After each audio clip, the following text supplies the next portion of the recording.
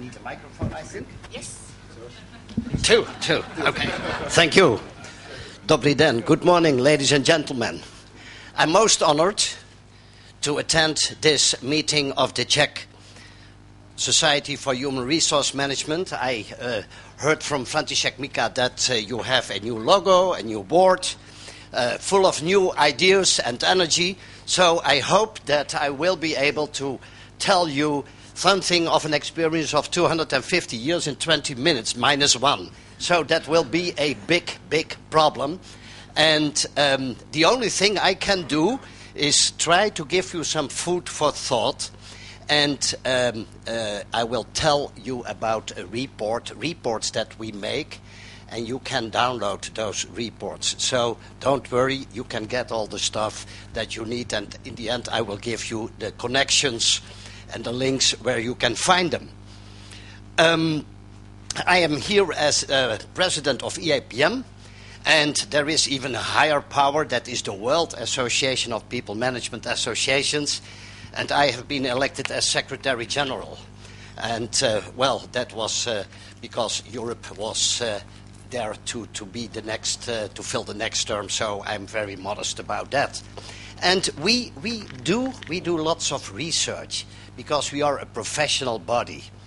And I think it is important to let you know that international networks, links are important. Because when you are working as an HR professional in your daily job, you see that people are working in an international level, and your board is going abroad to attend international meetings, and you say, well, what the hell? What's in it for me? And that is indeed a problem, because when you are working in a daily job, you do not see the impact of many things that happen in the field. And that's why it is important that we provide you with studies, because they give you facts and figures that you can use when you talk to the management. Because all disciplines in an organization have facts and figures. Production has, sales has, finances have, and then comes HR. And we have feelings about it. Well, maybe we could do this and that, and maybe we should spend more time on training and developing our people. Management does not understand that. And when you lose the ruling part in that, it means that everybody has an opinion on HR. But you are the expert. And we provide you with facts and figures that solid research proves that when you invest in development, when you invest in training, that you are an outperformer or can be an outperformer. And that is a language that your management understands. When you say, I can help you to improve your output, to better perform, to be an excellent company, that is something they understand. So, how much time do I have left? Well, some minutes. Let me go to the research that we have done. That's an important thing. We have done a research in 100 countries. And the Czech Republic answered with only 28 answers.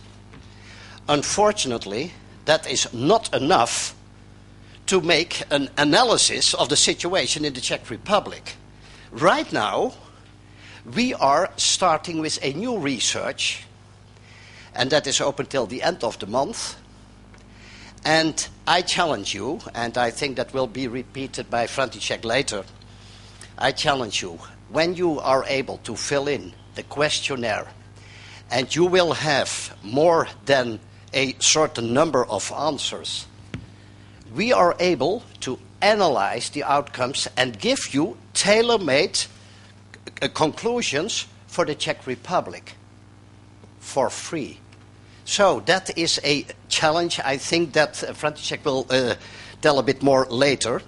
And we have focused in our researches on a number of HR topics. And those topics can be divided into some elements that you all will recognize. I will not go into details of all of them because that is impossible in 20 minutes. We have developed with the Boston Consulting Group a very sophisticated schedule where you can see some lines with future importance of items, the current capabilities, the current relevance today, that are the gray balls, and the areas where you have a strong need to act, medium need to act, or a low need to act. And you can see that in the 2008, we had, in the upper part, we had managing talent, improving leadership development, managing change and cultural transformation, managing geographics, becoming a learning organization, and so on. And in the lower part, restructuring the organization and mastering HR processes. We have good capabilities there. What we see that is changing now in 2010 is that managing talent remains on top. Leadership development is a very important issue. But there is coming another part, and that is strategic workforce planning. And you see that an employee engagement as well. And you see that all things like the demographics, and they are important. But on the short term, we don't care. We have to survive. So what we see is that in the upper part, we see strategic workforce planning, employee engagement. And employee engagement means trust, commitment. And that has been damaged really bad in the last few years because people were made redundant. Good people were made redundant. Nobody understands that, but it had to be done. And we were very swift and keen in cutting costs. So we saw that events, well, no more events, training on a low level, things like that. And it meant that we gave signals to our employees that we had other priorities.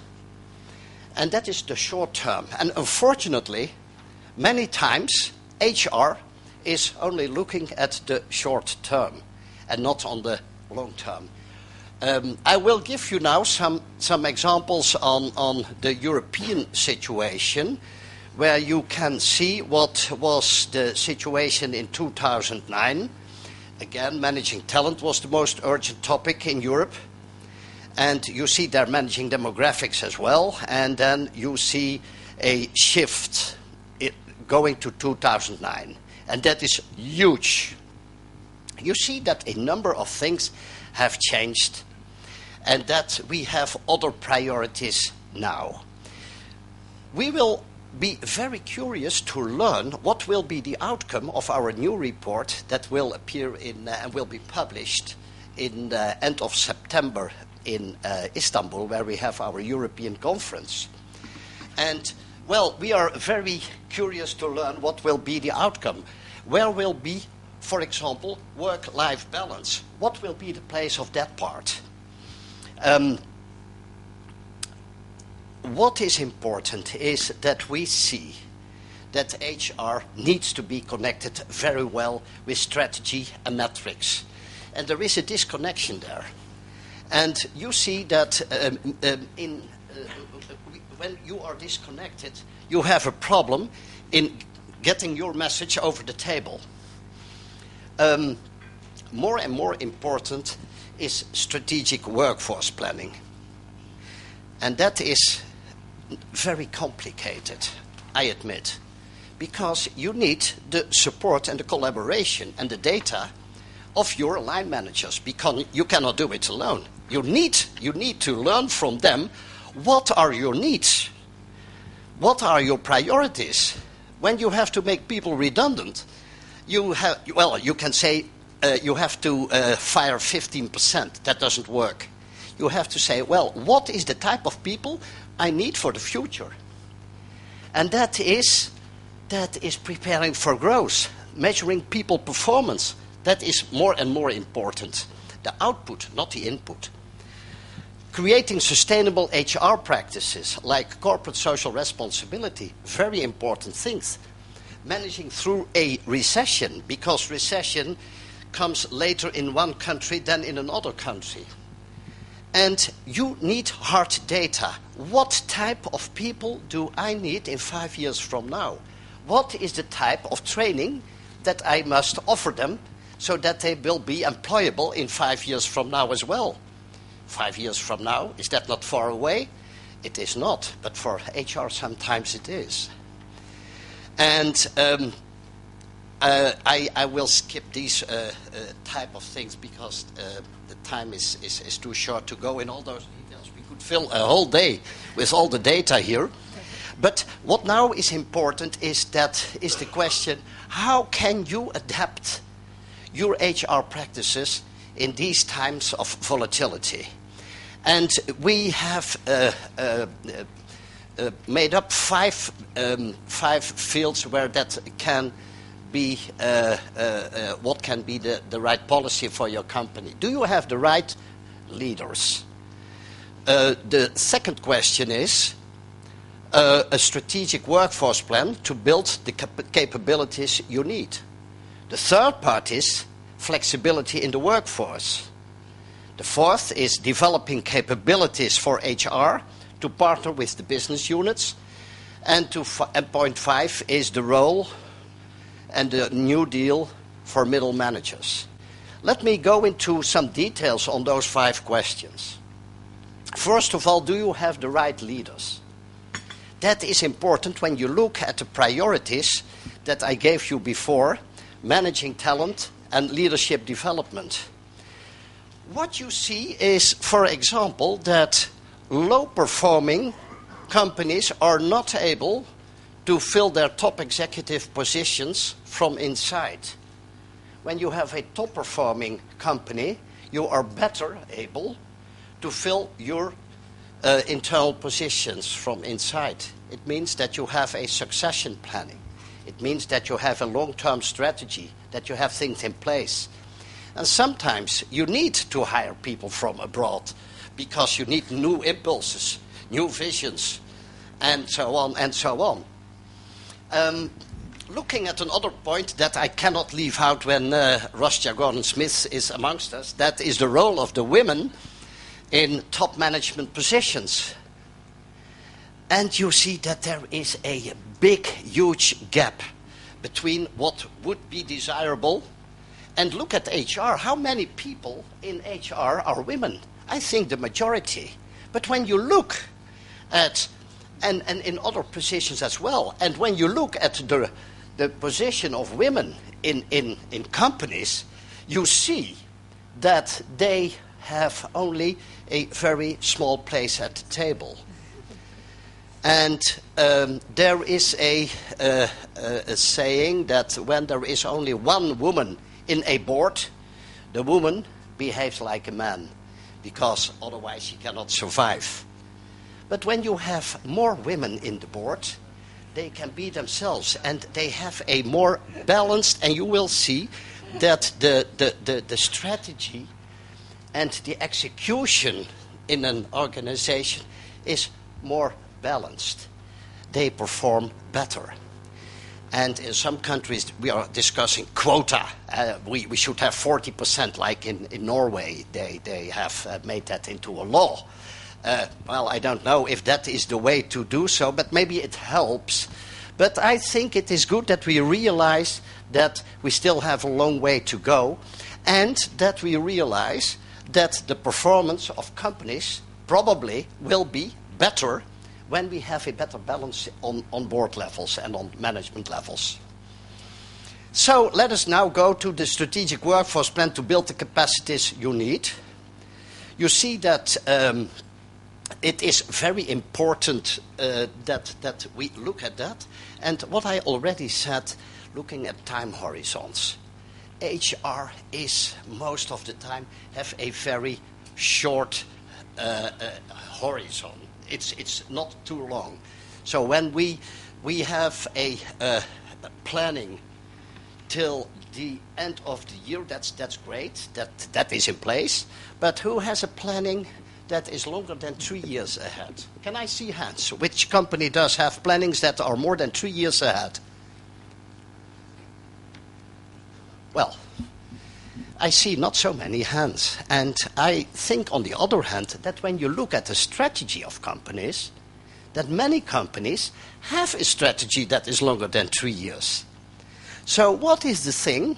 You should talk to your management and say, listen, guys, I see that you have a strategy. You want to be number 1 or number 2 or number 3 in your business in 3 or 5 years from now. What shall we do to help you out, and how can we develop a plan? Not how we can develop a plan. We shall develop a plan to get you in that direction and to get you to reach that goal.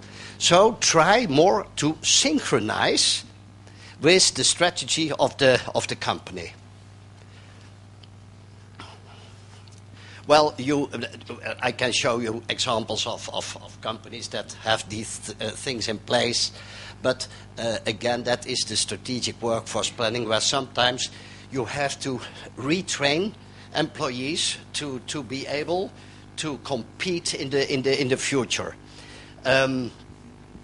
Managing flexibility, it is said before, is an important item. I want to emphasize a psychological effect. And that is, you have 2 types of measures. That is the cutback measures, and you have the flexibility measures. And what you see is that they are perceived to are more effective, and they have a more positive effect on employee engagement, which is very important. So when you are talking about employee engagement, some measures that 5 minutes I hear. Okay, thank you. Employee engagement is something that has to be promoted and managed as well. And you can take some measures, and the details you can find in the reports that are available.